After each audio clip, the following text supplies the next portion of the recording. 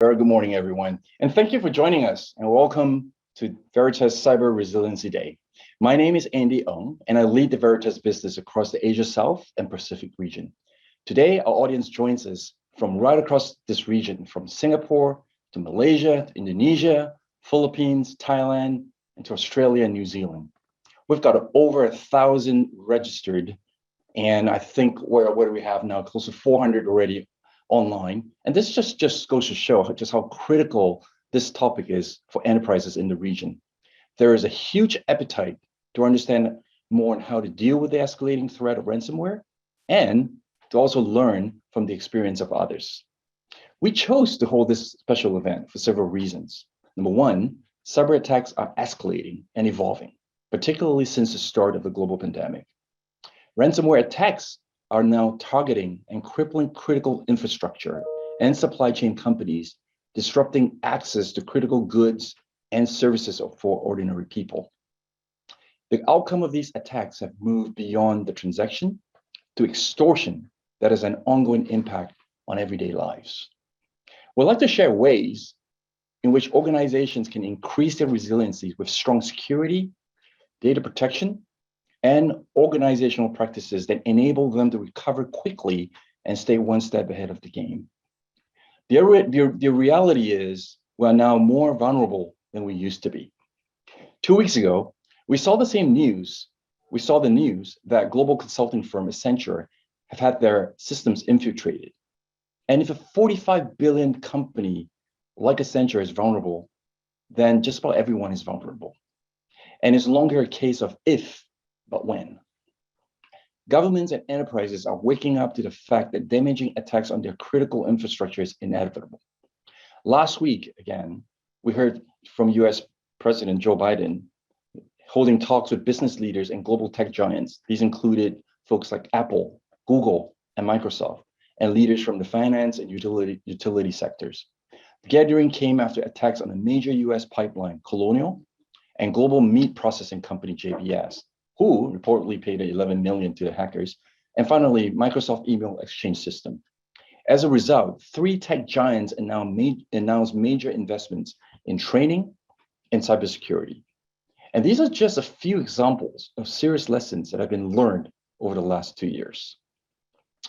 So today, we'd like to come away from this event with insights and recommendations on how to best prepare your organization. Very shortly, we'll be joined by 3 highly esteemed leaders in the field of cybersecurity. They represent different perspectives within the industry, and I look forward to introducing them to you.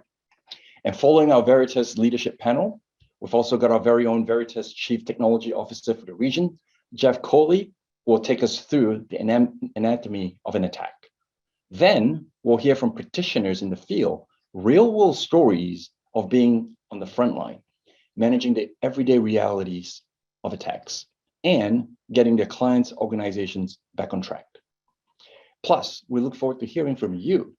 Over the course of the event, please feel free to drop your questions into the Q&A window, and our experts here today will gladly respond to these.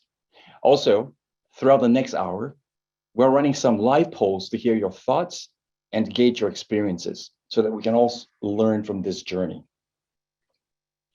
Now, before we move to our panel industry leaders, I'd like to share with you some interesting stats on ransomware. In 2020, Veritas conducted a global survey of nearly 2,700 IT leaders in 21 countries, and these included Singapore and Australia. From an IT perspective, 2020 was indeed a very challenging year. Digital transformation, and especially cloud adoption, accelerated due to the global pandemic, and these increased IT complexity dramatically. Organizations had to put the priority on making things work amongst the chaos. Companies rushed to provide mobility solutions for their remote workers without setting up proper data protection and management policies to ensure data was both protected and compliant. In Singapore, for instance, our research shows that 80% of companies store all or part of the data and applications in the cloud, ahead of Australia at 62% and ahead of the global average of 65%. The complexity is illustrated by the sheer number of cloud services used by the average Singapore company at 14. And we've got very, very similar numbers in Australia at 12 and a global average of 11.7.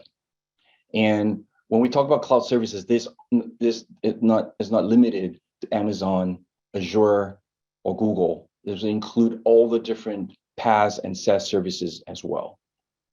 Our region, Asia Pacific, is a key linchpin for the global supply chain, making it especially susceptible to sophisticated ransomware attacks. The reality is organizations have started to pay the price for not being sufficiently resilient. For instance, in Australia, 57% of senior IT professionals admit that security and protection measures have not kept pace with cloud acceleration.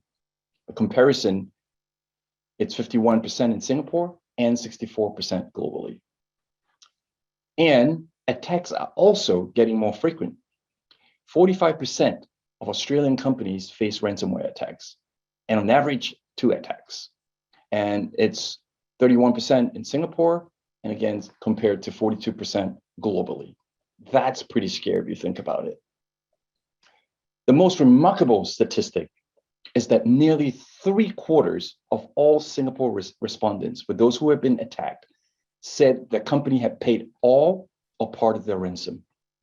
In fact, I was interviewed by ZDNet, and when the interview came online, that was the headline, and this was caught by the CSA in Singapore, and the chief executive actually reached out to Veritas to see how it could work together, and that's how scary this statistic is. So this number compares very, very closely to Australia at 69% and 60% globally, and this is despite experts and authorities recommending for a long time now that victims should never pay their attackers. We're going to discuss this dilemma in a moment on our panel. And unfortunately, the reality is that even if a business does regain access to its data after paying a ransom, it does not guarantee that the data is left unaltered. That data can be restored under the decryption process or prevent cyber criminals going on to exploit the stolen data. In fact, 20% of those who paid never received the decryption key. Once attacked, the time to recovery can also have a significant impact on business operations. 71% of Singapore companies estimate that it would take longer than 5 days to recover. And this is 63% and 66% globally.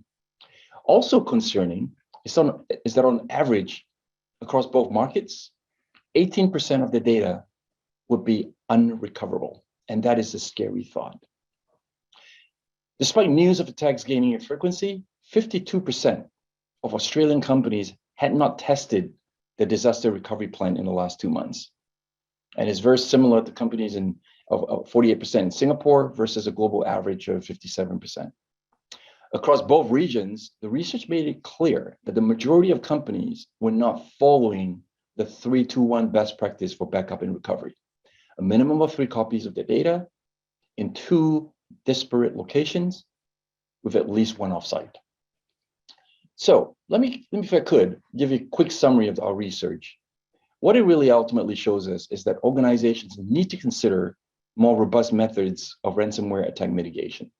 Now, these could include strong network vigilance, frequent security updates, encryption, combined with hardened data backups, immutable storage, and frequent DR rehearsals. Very soon, we'll hear best practice recommendations from leaders in the field. But in essence, it pays for businesses to focus on protecting their data to break the cycle of ransomware. Veritas' recommended approach falls under 3 pillars: protect, recover, and detect. Very shortly, our CTO, Jeff, will explain these 3 areas.